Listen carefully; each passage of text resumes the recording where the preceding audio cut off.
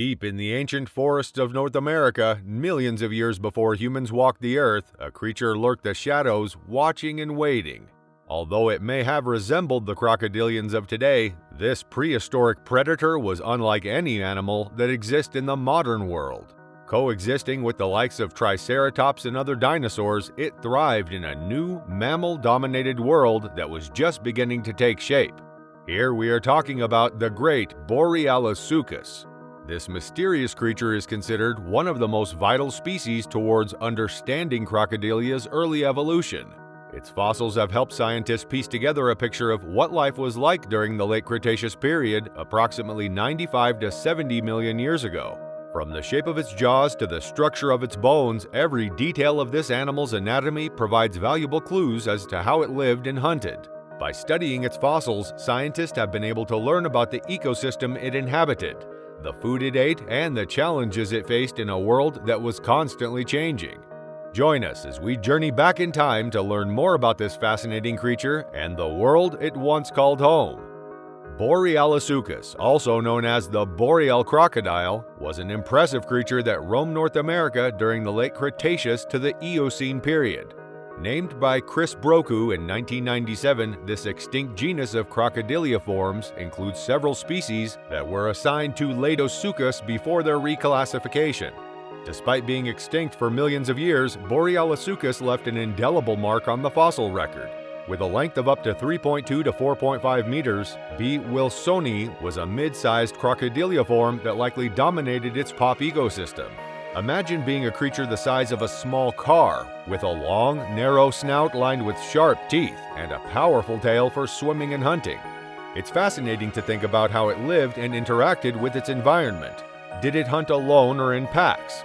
What did it eat? These are the questions that scientists continue to explore as they study the remains of this prehistoric predator. This prehistoric crocodile may not have been as intimidating as the giant Deinonychus, but it had its own strengths. During the Cenozoic era, while the non-avian dinosaurs were fading away, Borealosuchus saw an opportunity to establish itself as a local top predator by preying on the newly dominant mammals. As its prey grew in size, so did Borealosuchus, with some species growing up to 5 meters in length, putting them on par with the largest living crocodilian, the saltwater crocodile. What's more, its skull was distinct from other crocodilians, with a wide back that gave it a triangular shape. Ancestrally, it had a blunt and U-shaped snout, but later forms developed slender, V-shaped snouts with slender teeth. Some Cenozoic species, like Borealosuchus wilsoni, were even specialized in eating fish. Taxonomy can be a confusing and intimidating subject, but when it comes to Borealosuchus, it's actually quite fascinating. Currently, there are 6 recognized species of it, each with its own unique characteristics and quirks. The first 4 species, B. sternbergi, B. acutidentatus, B. wilsoni, and B. formidabilis, were originally named as species of Deinonychus. However, as scientists continue to study these animals, they begin to realize that they were actually members of the Borealosuchus genus. It's not uncommon for scientists' names to change as new information comes to light, and this is a perfect example of how our understanding of the natural world is constantly evolving. The 5th species, B. griffithii, is named after John Griffith, a fossil collector who discovered the first specimen of this animal in Montana. This species is notable for its elongated snout, which is believed to have been adapted for catching fish. The most recent addition to the Borealosuchus family is B. thriensis, which was named in 2012 after fossils were discovered in New Jersey. The specific name is a reference to Exit 3 of the New Jersey Turnpike, which is near the site where the fossils were found. The authors of the paper describing B. thriensis noted that the name is in reference to a question every New Jersey resident encounters when traveling. Oh, you're from New Jersey, which exit? This species is a particularly exciting discovery because it provides new insights into how Borealosuchus evolved and spread across North America. So there you have it, 6 different species of Borealosuchus, each with its own unique story to tell. While the names may be hard to pronounce, the animals themselves are fascinating and offer a glimpse into the distant past of our planet. Back in the day, Borealosuchus was mistaken for a species of Lystrosuchus, a dumping ground of sorts for various unrelated crocodilians. Nowadays, the Lystrosuchus genus only has 1 surviving species. Lystrosuchus canadensis, a basal alligatoroid who resided in Alberta approximately 75 million years ago. Despite this, it is not closely related to Borealosuchus. The degree of Borealosuchus's relationship to modern-day crocodilians is up for debate. The crown group of Crocodilia consists of all living species and the descendants of their last common ancestor, excluding numerous Neosuchians that closely resemble crocodilians. Determining which Neosuchians belong in Crocodilia is generally an academic issue, but holds significant importance for Borealosuchus. Some phylogenetic trees suggest that Borealosuchus is the closest relative of Crocodilia, while others consider it to be a basal member of the clade. If the latter is true, this is significant, since the oldest known Borealosuchus specimens are from the Santonian age, roughly 85 million years ago. This would make it the oldest known crocodilian. Regardless of its exact classification, it is the closest thing we have to the last common ancestor of crocodilians. It is certain that the Borealosuchus species that survived into the Cenozoic era were not the ancestors of today's crocodilians, as fossils of each major branch of Crocodilia have been found dating back to the Cretaceous period.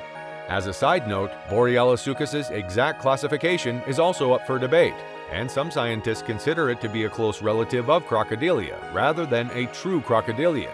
Unlike other crocodilian species which have a simple circular shape, the tooth row of all Borealosuchus species projects outward after the 6th or 7th tooth socket, making it a unique trait among its relatives. Despite being known as the northern crocodile, its fossils have also been discovered in Alabama, Texas, and possibly even New Mexico. The oldest Borealosuchus fossils date back to approximately 85 million years ago and were found in the Santonian-Utah Formation in Alabama, predating the oldest known tyrannosauroid dinosaurs by about 20 million years. Borealosuchus outlived these predators by 20 million years.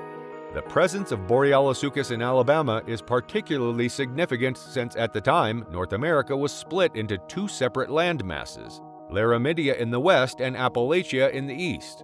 The Santonian fossils found in Appalachia may be incomplete, but more extensive fossils from the slightly younger early Campanian age confirmed that these Appalachian Borealosaurus were a new species, though it remains unnamed.